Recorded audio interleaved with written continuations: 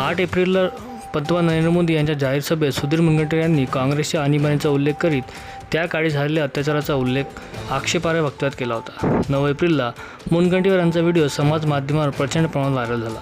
मंगळवारी सायंकाळी गांधी चौकात आम आदमी पक्षाच्या वतीने मुनगंटीवार यांना सद्बुद्धी मिळो याबाबत त्यांच्या प्रतिमेची आरती करणार होते. मात्र ऐनवेळी पोलिसांनी आप पक्षाचे आंदोलन बंद पाडले. यावर जिल्हाध्यक्ष मयूर गायकवाड यांनी मुनगंटीवार यांचा निषेध करीत बेताल वक्तव्य केले म्हणून आम्ही त्यांच्या प्रतिमेची आरती करीत त्यांना सद्बुद्धी मिळो अशी कामना करणार होतो. मात्र पोलिसांनी बळाचा वापर करीत आमचे आंदोलन बंद पाडले.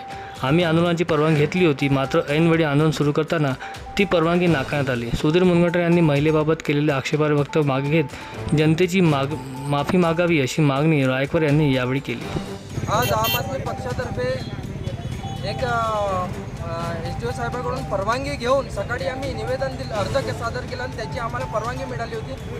सुधीर भाऊंनी काल जे स्टेटमेंट महिलांबद्दल जे अभद्र टिप्पणी केली होती, अभद्र वक्तव्य केलं होतं, त्या वक्तव्यावर सुधीर भाऊ मुनगंटीवार यांना सद्बुद्धी मिळाली पाहिजे. त्यांचा डोका ठिकाणावर नाही आहे निवडणुकीच्या प्रक्रियेमुळे. तर त्यांच्या सद्बुद्धी मिळण्याकरता आम आदमी पक्षातर्फे गांधी चौकामध्ये एक आरतीचा कार्यक्रम करण्यात येत होता.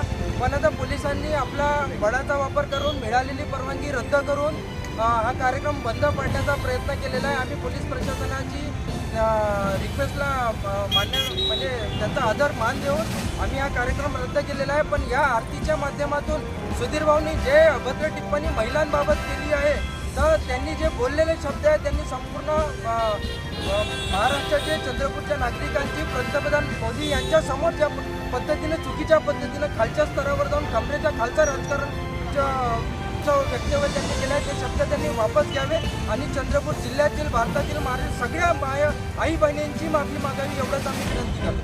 जय हिंद, जय महाराष्ट्र.